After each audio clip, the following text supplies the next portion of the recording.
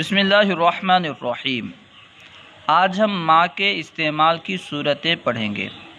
لفظ ماں عربی میں اولاً دو طرح استعمال ہوتا ہے، بطور اسمیہ، بطور حرفیہ۔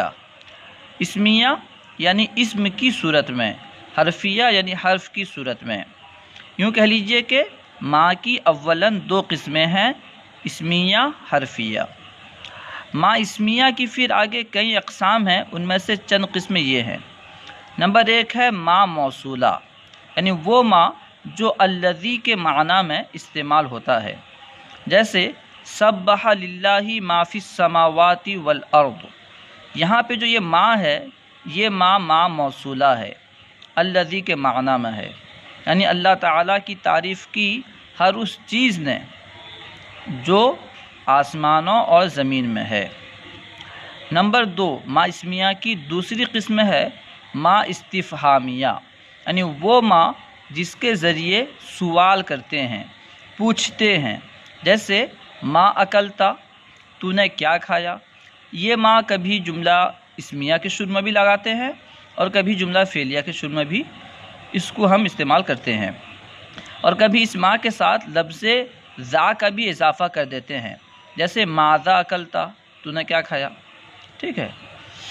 نمبر 3 ماں اسمیہ کی تیسری قسم ہے ماں شرطیہ، وہ ماں جو دو جملوں میں داخل ہو تو وہ ماں شرطیہ کہلاتی ہے، جیسے ماں تکتب اکتب، تو جو لکھے گا میں لکھوں گا۔ یہاں پہ جو ماں ہے یہ ماں شرطیہ ہے۔ ماں اسمیہ کی چوتھی قسم ہے ماں تعجبیہ، یعنی وہ ماں جو فعل تعجب بنانے کے لیے استعمال ہوتا ہے، جیسے ماں احسن سلیمن، سلیم کتنا ہی خوبصورت ہے، کتنا ہی حسین ہے، ماں احسن سلیمن، سلیم کتنا ہی حسین ہے۔ تو یہاں پہ فعل تعجب کے طور پر جو ماں استعمال ہوتا ہے، وہاں پہ وہ ماں تعجبیہ کہلاتا ہے۔ نمبر 5 میں ہے ماں مبہمہ، جس کا دوسرا نام آپ کہہ سکتے ہیں صفتیہ، ماں صفتیہ۔ یہ عام طور پر نکرہ کے بعد آتا ہے اور اس کا معنی عام یا شے اس طرح سے معنی ہوتا ہے، جیسے اعطینی قلم ما، مجھے کوئی بھی قلم دو، مجھے ایک قلم دو یا عام قلم دو۔ تو یہاں پہ جو ماں ہے یہ ماں مبہمہ ہے، یا یوں کہہ لیجئے کہ ماں صفتیہ ہے۔ ماں کی ایک قسم ہے ماں موصوفہ، یعنی وہ ماں جس کی صفت آتی ہے، جو بطور موصوف استعمال ہوتا ہے، جیسے ظہر الفساد فی البر والبحر، خشکی اور تری میں فساد ظاہر ہوا، بما کسبت ایدی الناس، اس وجہ سے جو لوگوں کے ہاتھوں نے کمایا۔ تو یہاں پہ جو ماں ہے یہ ماں موصوفہ ہے۔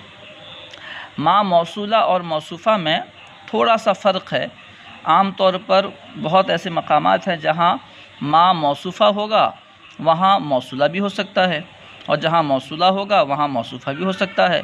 بس یہ سمجھ لیجئے کہ ماں موصولہ جو ہوتا ہے وہ معرفہ ہوتا ہے اور ماں موصوفہ نکرہ ہوتا ہے، ٹھیک ہے۔ اسی وجہ سے ماں موصولہ مبتدا بن سکتا ہے کیونکہ معرفہ ہے، ماں موصوفہ مبتدا نہیں بن سکتا کیونکہ یہ نکرہ ہے۔ اس کے علاوہ اور بھی اقسام ہو سکتی ہیں۔ کتابوں سے یہ 6 قسمیں ماں اسمیہ کی حاصل ہوئیں جو آپ کے سامنے یہاں پہ بیان کیا گیا۔ پھر آگے دیکھیے، ماں کی جو دوسری قسم ہے ماں حرفیہ، اس کی پھر کئی اقسام ہیں۔ نمبر 1 ہے ماں نافیہ، یعنی وہ ماں جو منفی کا معنی ادا کرتی ہے، جسے نفی کا معنی حاصل ہوتا ہے، جیسے ماں ھذا بشرن، یہ بشر نہیں ہے۔ پھر اس کی 2 قسمیں ہیں، یعنی ماں نافیہ بھی 2 طرح کا ہے۔ ایک ماں نافیہ ہے جو عمل کرتا ہے، اور ایک ماں نافیہ ہے جو عمل نہیں کرتا۔ ماں نافیہ جو عمل کرے اسے کہتے ہیں عاملہ، اور جو ماں عمل نہ کرے، نفی کا معنی دے مگر عمل نہ کرے، اسے غیر عاملہ کہتے ہیں، ٹھیک ہے۔ تو یہ جو ہے ماں نافیہ عاملہ، یہ لیسا کی مشابہت کی وجہ سے عمل کرتا ہے۔ اس کو آپ یوں کہہ سکتے ہیں مشابہ بھی لیسا، ماں مشابہ بھی لیسا۔ بنو حجاز کے نزدیک جو ہے یہ عمل کرتا ہے، بنو تمیم کے نزدیک یہ عمل نہیں کرتا۔ خیر، تو ما نافیہ کی دو قسم ہو جائیں گی، عاملہ غیر عاملہ۔ تو یہاں پہ دیکھیے بشرن جو منصوب ہے یہ ما کی وجہ سے ہے، ٹھیک ہے، یہ بشر نہیں ہے۔ اور فعل میں بھی ما نافیہ استعمال ہوتا ہے، جیسے ما ضربا، اس نے نہیں مارا، ٹھیک ہے۔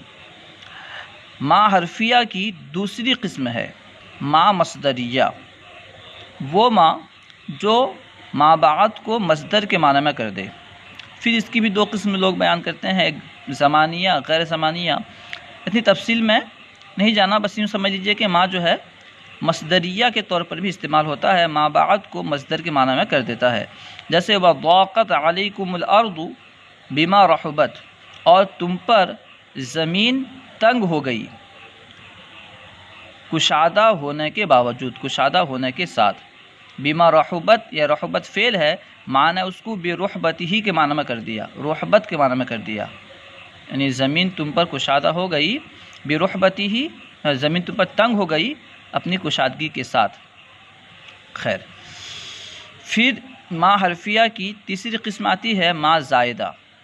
ما زائدہ جو ہے دو طرح کا ہوتا ہے، ایک تو ما زائدہ ہو اور ساتھ میں عمل سے روکے، اسے ما زائدہ کافہ کہتے ہیں، جسے ہم نے صرف ما کافہ لکھا ہے، اور ما زائدہ عمل سے نہ روکے تو اسے کہتے ہیں ما زائدہ غیر کافہ، ہم نے جسے صرف کافہ لکھا ہے۔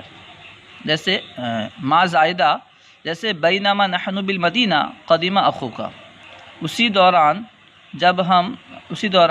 کہ ہم شہر میں تھے، بینما نحن بالمدینہ، ہمارے شہر میں ہونے کے دوران، قدیم اخوکا، تیرا بھائی آیا۔ تو یہاں پہ جو یہ ما ہے یہ ما زائدہ ہے، بینا کا معنی ہی ہے دوران، درمیان میں، ٹھیک ہے، ما جو ہے یہاں پہ زائدہ ہے۔ اور یہ ما زائدہ جو ہے اسماء شرط کے ساتھ بھی استعمال ہوتی ہے، ان کے ساتھ بھی مل کر استعمال اس کا ہوتا ہے، جیسے اذ ما، اذ اس میں شرط ہے، اس کے ساتھ مل کے استعمال ہوتا ہے، مہما، حیثما، اذاما، متاما، ان سب کے ساتھ بھی اس کا استعمال ہوتا ہے۔ ما حرفیہ کی چوتھی قسم ہے ما کافہ۔